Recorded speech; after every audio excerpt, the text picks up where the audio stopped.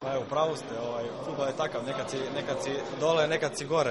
Evo sad, ostvarila mi se sigurno želja ta što ima svaki igrač da igram za reprezentaciju. Stigao je poziv, sad možda i nisam očekivao sad poziv u ovom trenutku posle nešto slabih igara u ovoj sezoni, ali sigurno Šef Ćurčić me poznaje dobro iz naše lige i nije zaboravio moje igre iz prethodne sezone i golove i pozvao me i ništa, mogu samo da mu se zahvalim na ovoj šansi.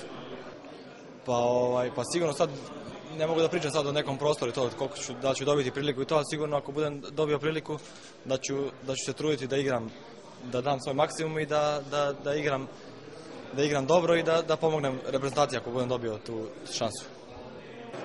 Pa jeste, na to sam se navikao, svaki igrač u Zvezdi se vrlo brzo kad dođe privikne na taj pritisak. Takav pritisak je i u reprezentaciji, to meni ništa nije novo.